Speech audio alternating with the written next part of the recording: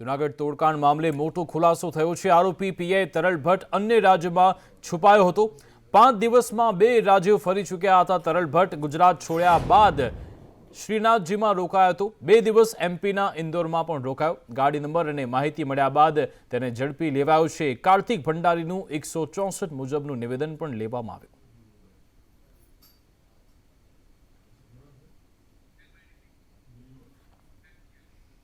DGP વિકાસ સહાય ATS કચેરીની મુલાકાતે પહોંચ્યા હતા। તરલ ભટ્ટ કેસ મુદ્દે ડીજીપીએ માહિતી મેળવી।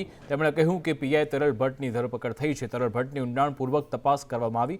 કેસમાં સંકળાયેલા અન્ય લોકોની પણ પૂછપરછ થઈ રહી છે। અન્ય બાકી આરોપીની પણ શોધખોળ ચાલુ છે। આ જૂનાગઢના કેસમાં જે તપાસ એન્ટી ટેરરિસ્ટ સ્ક્વોડને સોંપવામાં આવી હતી, તરલ ભટ્ટ, પોલીસ ઇન્સ્પેક્ટર તરલ ભટ્ટ ને આજરોજ એટીએસના તપાસ કરનાર અમલદાર દ્વારા અટક કરવામાં આવ્યું છે અને અટક કર્યા પછી અને પહેલાં એની ઊંડાણથી પૂછપરછ કરવામાં આવી છે અને હવે કાયદેસરની કાર્યવાહી જે કે આગળ કરવાની રહેશે એ કાર્યવાહી કરવામાં આવશે। આ સમગ્ર તપાસમાં અન્ય જે બાબતો છે, અન્ય જે એવિડન્સ છે એ કલેક્ટ કરવા માટે અલગ અલગ લોકોની પણ અને વિટનેસીસની પણ અત્યારે પૂછપરછ ચાલુ છે અને એવિડન્સ કલેક્ટ કરવા માટેની તમામ પ્રક્રિયા તપાસ કરનાર અમલદાર દ્વારા કરવામાં આવી રહી છે।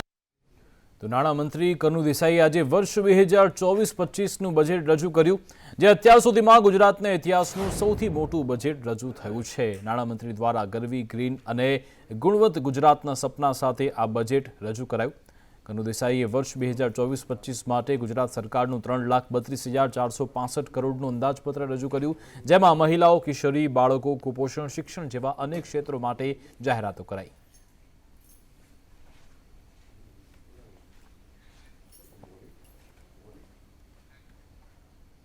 વિધાનસભામાં વર્ષ 2024-25નું આ બજેટ રજૂ થયું છે। છેલ્લા ઘણા સમયથી અનેક નગરપાલિકાને મહાનગરપાલિકા બનાવવાની માંગ થઈ હતી, ત્યારે રાજ્યમાં વધુ 7 નગરપાલિકાને મહાનગરપાલિકા જાહેર કરાઈ છે।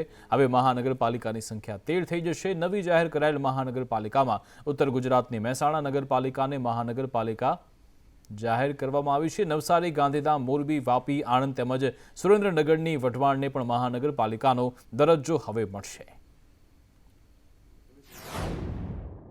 નવસારી, ગાંધીધામ, મોરબી, વાપી, આણંદ, મહેસાણા અને સુરેન્દ્રનગર વઢવાણને નગરપાલિકામાંથી રૂપાંતર કરી મહાનગરપાલિકાનો દરજ્જો આપવામાં આવશે। આ નિર્ણયથી શહેરના વિકાસને ગતિ મળશે અને નાગરિકોની સુખાકારી વધશે। તો વર્ષ 2024-25નું આ બજેટ રજૂ થયું, જેમાં વિધાનસભા ગૃહમાં 3,32,465 કરોડનું બજેટ રજૂ થયું। મુખ્યમંત્રી ભૂપેન્દ્ર પટેલે બજેટને સર્વગ્રાહી ગણાવ્યું। પીએમ મોદીના 2047ના સંકલ્પને સાકાર કરનારું આ બજેટ ગણાવ્યું। ગરીબ, યુવા, ખેડૂત અને નારી શક્તિને વિશેષ પ્રાધાન્ય આપતું આ બજેટ છે। 5G ગુજરાત બનાવવાની દિશામાં વિકાસશીલ બજેટ છે। 2024-25નું બજેટ સાતત્યપૂર્ણ વિકાસ દ્વારા વિકસિત ભારત એટ 2047ના વડાપ્રધાન શ્રી નરેન્દ્રભાઈ મોદીના સંકલ્પને સાકાર કરનારું બજેટ છે। સમગ્ર સમાજના સર્વગ્રાહી વિકાસ સાથે ખાસ કરીને ગરીબ, યુવા, અન્નદાતા અને નારી શક્તિને વિશેષ પ્રાધાન્ય આપીને તેમના વિકાસને પ્રોત્સાહિત કરતું આ બજેટ છે। ગયા વર્ષે ઐતિહાસિક રૂપિયા 3 લાખ કરોડનું વિકાસલક્ષી બજેટ આપ્યું હતું। આ વર્ષે ફરી એકવાર તેમાં 10%નો વધારો કરીને 3,32,000 કરોડની માતબર જોગવાઈવાળું બજેટ જનતા જનાર્દનની સેવામાં અમે લાવ્યા છીએ। આપણે ગુજરાતને આવનારા દિવસોમાં 5G ગુજરાત બનાવવાની દિશા લીધી છે। 5Gનો અમારો અર્થ છે અન્ય પ્રદેશોથી શ્રેષ્ઠ હોય એવું ગરવું ગુજરાત, મૂલ્યનિષ્ઠ નાગરિક જીવન, પર્યાવરણ સંતુલન અને સાંસ્કૃતિક વારસાના જતન સાથેનું ગુણવંતું ગુજરાત, રિન્યુએબલ એનર્જી અને સર્ક્યુલર ઇકોનોમીને પ્રાધાન્ય આપતું ગ્રીન ગુજરાત। તો કોંગ્રેસ એમએલએ અર્જુન મોઢવાડે કહ્યું કે આ નિરાશાજનક બજેટ છે। પેટ્રોલ ડીઝલ પર કર ઓછો થશે પણ તેવું કંઈ નથી। મહિલાઓ માટે પણ કોઈ યોજના નથી। સરકારી ભરતી માટેની પણ કોઈ વાત નથી। ખેડૂતો માટે સિંચાઈની કોઈ વાત નથી। દરિયા કિનારાને લઈને પણ કોઈ નવી યોજના સરકાર નથી લાવી। પરંતુ સંપૂર્ણપણે નિરાશાજનક બજેટ ગુજરાતને મળ્યું છે. રાજસ્થાન જેવું જે પ્રમાણમાં ગરીબ રાજ્ય કહેવાય એ 450 રૂપિયામાં ગેસનો બાટલો આપે છે. ગુજરાતમાં અપેક્ષા હતી કે એટલીસ્ટ રાજસ્થાનની પેરિટીમાં મોંઘવારી ઓછી કરવા માટે 450 રૂપિયામાં ગેસનો બાટલો મળશે. પેટ્રોલ ડીઝલ ઉપરનો કાર ઓછો થશે, પણ એ પણ કરવામાં આવ્યું નથી. બહેનો માટે કંઈક આયોજન લઈને આવશે એવી અપેક્ષા હતી કે રાજસ્થાનની અંદર દરેક બહેનના ખાતાની અંદર 1500-2000 રૂપિયા જમા થઈ શકતા હોય તો ગુજરાત જેવા સમૃદ્ધ રાજ્યની અંદર ગરીબ બહેનો માટે પણ આ યોજના લઈ આવી શકાય.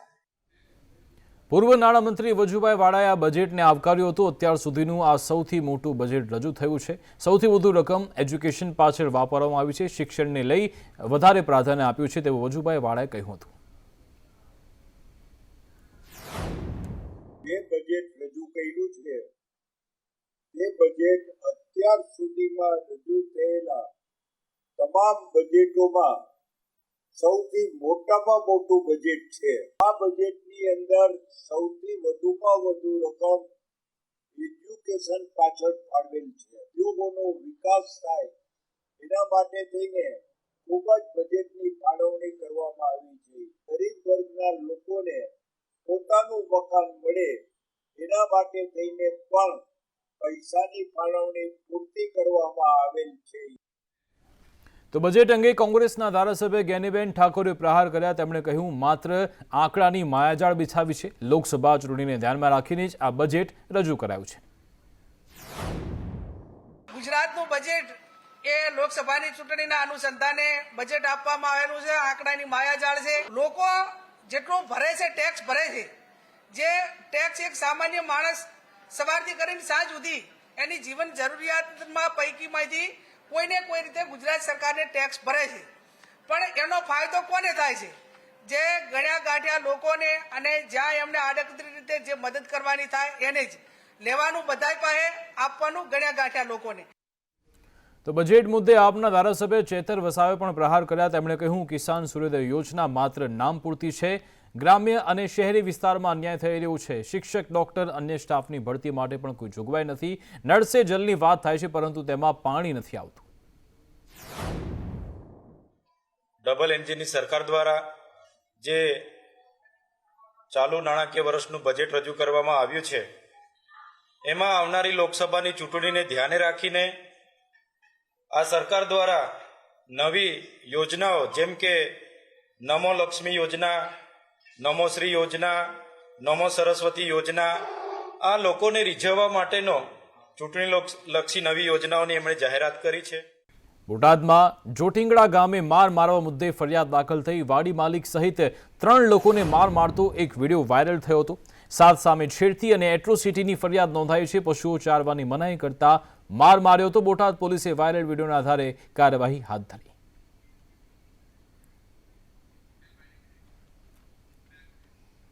આણંદના બોરસદમાં સામૂહિક દુષ્કર્મની ઘટના બની છે. લગ્નની લાલચ આપી 1.5 વર્ષ સુધી દુષ્કર્મ આચરાયું. 2 યુવાનોએ મારી નાખવાની ધમકી આપી દુષ્કર્મ આચર્યું હતું. યુવતીને ગર્ભ રહી જતા આખો મામલો સામે આવ્યો. 3 શખ્સો સામે વિરસદ પોલીસ મથકે ગુનો નોંધાયો છે. પોલીસે ત્રણેયની અટકાયત કરી તપાસ હાથ ધરી છે.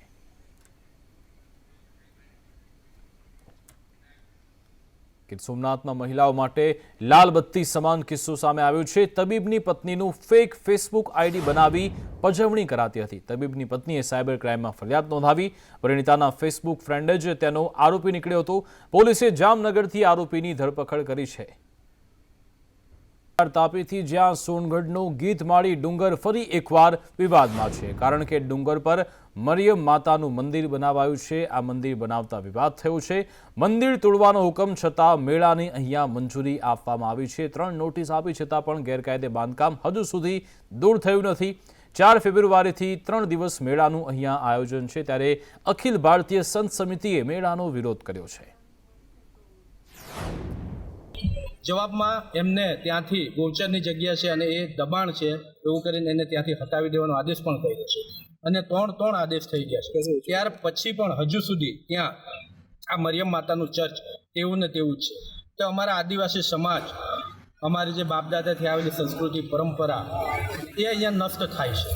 અમારે જે કરી કંસારી માને અમે જે ધાન્ય ચડાવવા ગઈએ છીએ તે અમને ચડાવવા નથી દેતા. આ ગીધમાળી ડુંગર પર અમારું પરિકરસી માતાનું સ્થાન છે, ત્યાં એ લોકોએ આ ચર્ચ બનાવેલું છે. એ તોડવા માટે સરકારે, કલેક્ટરે બધાએ નોટિસ આપી છે અને તોડવાની નોટિસ આપી છે, તો છતાં એને મંજૂરી મેળા માટે કેવી રીતે આપી? એ ન આપવી જોઈએ. અને હા, એટલે આ રીતે આ લોકોએ મેળો કોઈ બી રીતે બનાવટ કરીને મેળાનું પરવાનગી લઈ ગયેલા છે, રદ થવો જોઈએ.